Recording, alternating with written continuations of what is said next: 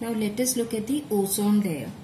Elemental oxygen is normally found as a diatomic molecule. Diatomic molecule means that it exists as O2 in the atmosphere.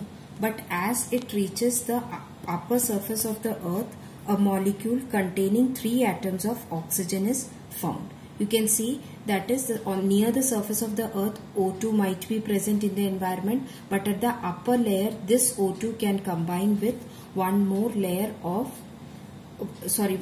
atom of oxygen to form O3 molecule.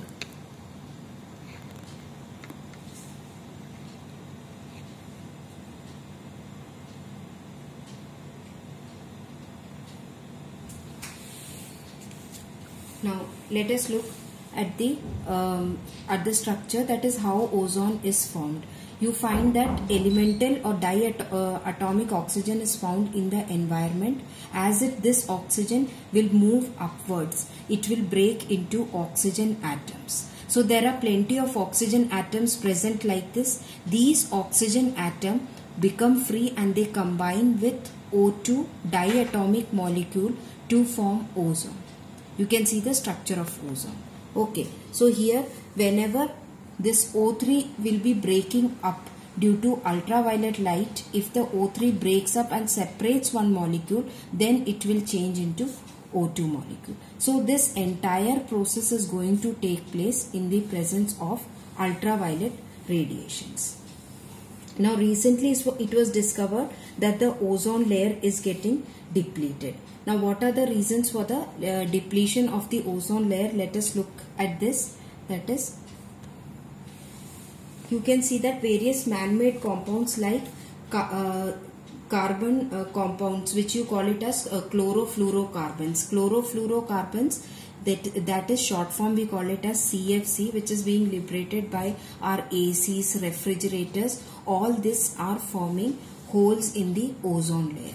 Ozone layer, which is present around the surface of the earth, has a tendency to attract the ultraviolet radiations. That is, it stops the ultraviolet radiations coming from the sun from directly reaching the surface of the earth.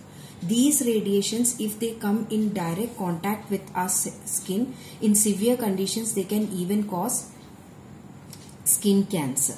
So this, because of the release of CFC and all, there is a reduction in the ozone layer, and recently it has been discovered that a hole in the ozone layer is present above Antarctica. The figure related to that is clearly given in your book.